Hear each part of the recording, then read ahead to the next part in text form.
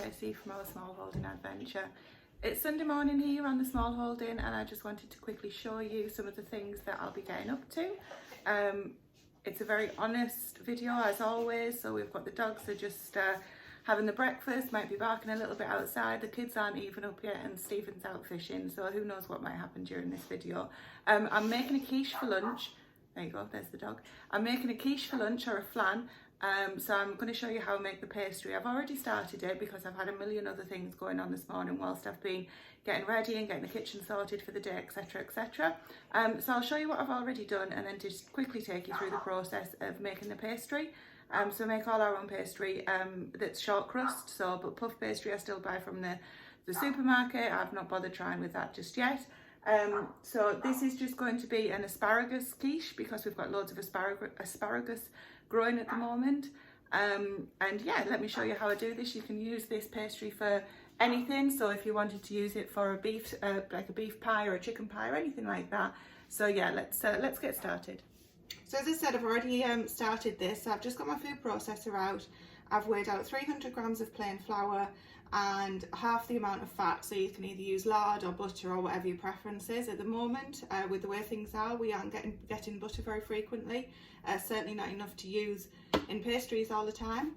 So I've just put half the amount of lard, so 150 grams of lard in here. You can do this by hand, but I prefer to get it done in the food processor. It's quicker, don't always have a lot of time. And I've also got some really cold water on hand, so iced water ideally. So I've just filled up a glass, no idea how much is in there, but I'll show you the method that I use in just a second. So I'm going to whisk this up so it becomes, looks like almost fine breadcrumbs, and then we'll get moving on to adding the water stage.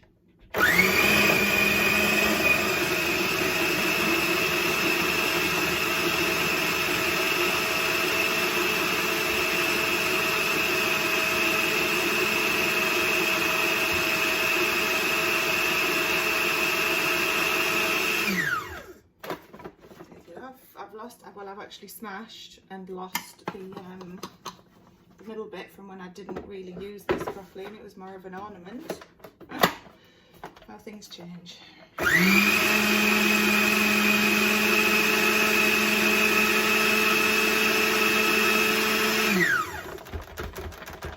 Okay, so at this stage you could add the water into here, which some people do. I'm not keen on doing that, so I'm going to tip this into a big plastic bowl, take you with me and show you how much water I add to that. So Grace has literally just got up, so she's currently walking around like a bit of a teenage zombie, so you might hear her in the background just now. So I'm just tip that into this huge plastic bowl, which is my biggest plastic bowl. I have no idea why I got this huge one, but never mind. And I'm just getting a knife. Give this a bit of a mix around, see if there's any big lumps that we can see. Not too bad, there might be the odd one, but I think it's just flour. So that, if you can see, is the perfect consistency that we want. Okay. And now we're just going to tip in a splash of water. If you've never made pastry before, the key is to keep everything cold. So you want to work with cold butter, cold lard, cold knife, cold water, and really don't add too much water at all, because you'll think it's not coming together and then all of a sudden it'll have come together and it'll be the world's wettest pastry. You'll have to start adding more flour and then you don't have enough fat and it's just not great. So this is coming together already quite well. So you can see we're getting some chunks here, so I'm just going to keep mixing with this amount of water for now and start pushing some of it together.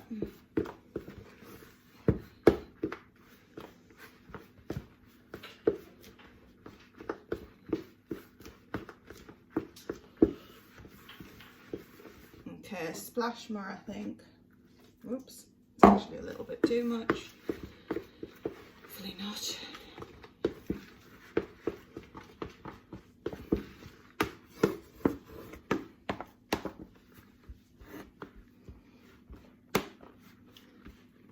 This is sticking to the knife. So this is a good sign that you have right amount. So I'll switch to my hand and just bring it together. Actually, that splash was a little bit too much, so exactly what I'm warning you of not doing, I've done myself. I'm just going to add a bit more flour.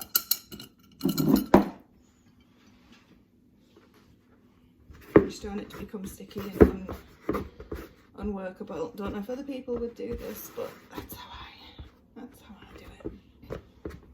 You want to handle it as little as possible, really. So even this is probably too much, but bring it together.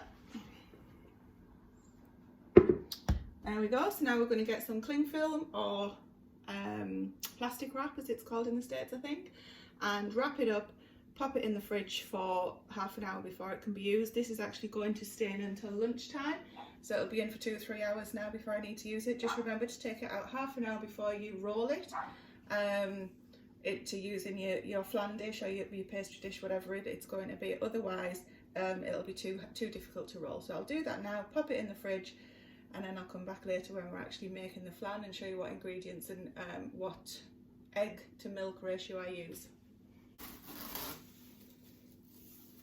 If you don't want to use plastic wrap or cling film, you can just put it in a plastic bag and reuse it, or a wax wrap or something like that. This was gifted to me at Christmas for making the Christmas lunch, so I'm making use of it. Okay, so it's ready to go in the fridge just like that. We're ready for lunch now, or we're ready to get it on. So we're going to spread out some flour. Jack, can you get me a rolling pin, please? My little helper's here.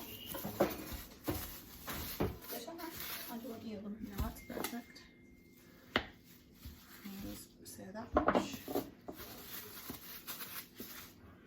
Should say this will make quite a few pastry bottoms and flan bottoms, pie bottoms, whatever you want to call them. But we can freeze them to save having to make them each time. So you can either freeze them made up, ready to just cook, or you can make up your end product. Some cheese on the pastry. Make up your end product and just freeze that as well. So we like ours quite thin. So just keep rolling until you get your desired thickness. Have your flan dish ready.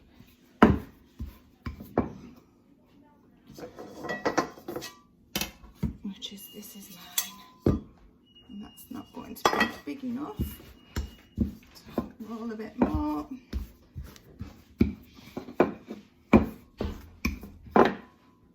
And then all I'll do is patch it up if it's not big enough. We're not after perfection, we're after something.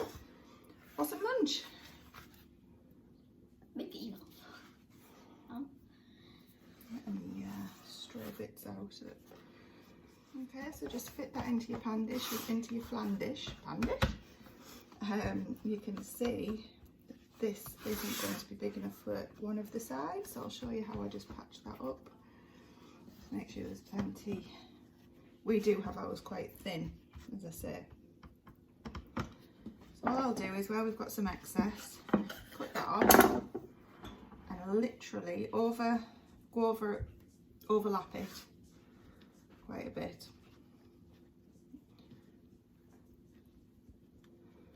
Jackie, you trying to get in the video? No, I'm trying to watch you. Yeah, that's all right. Okay, and then we're just going to push that down on around the edges. Make sure there's plenty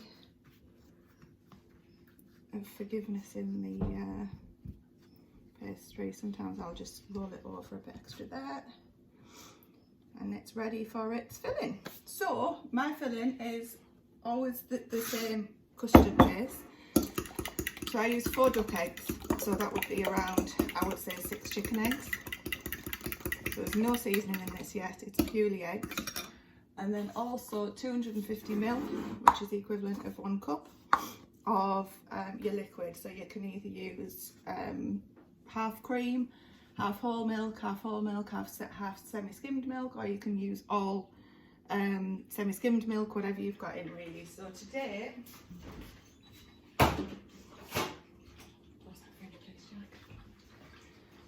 we had 2 litres of whipping cream sent from the milkman, which is Why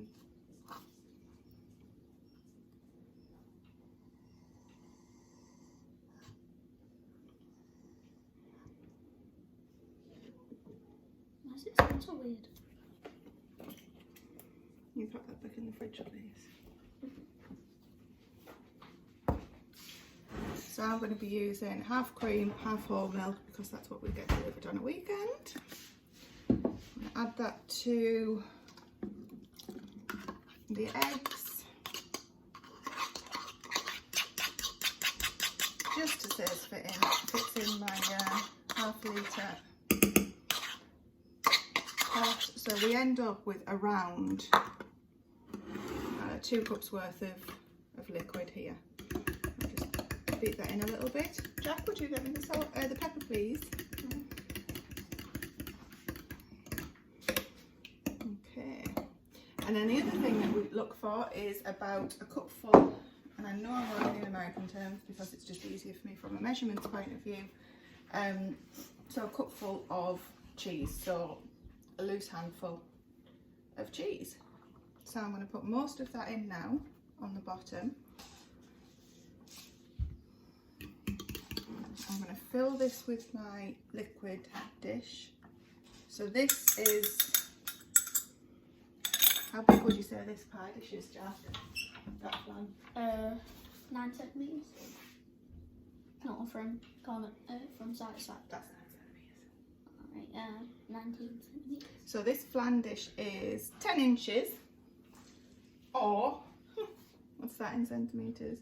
About 26 centimetres, something like that. That was just a really quick measurement. So this is my measurements for that size flan.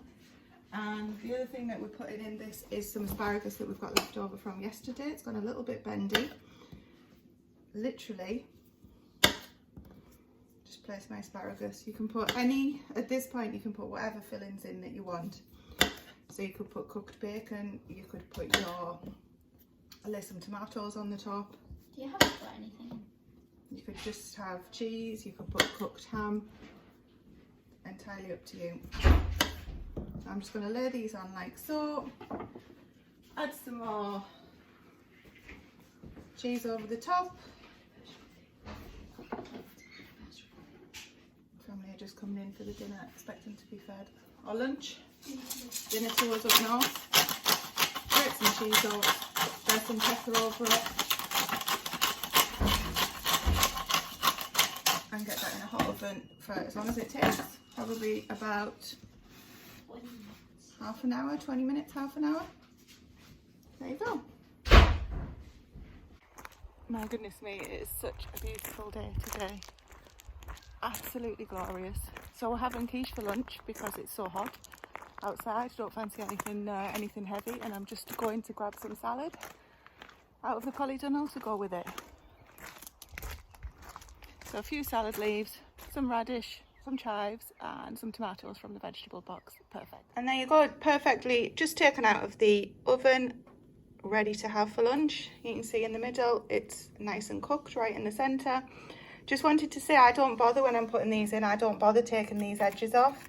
If it was my husband making it, he would, but he didn't make this one, so we haven't. Okay, ready to serve up with a simple salad, some of which is from the garden, some of which is from the veg box. So yeah.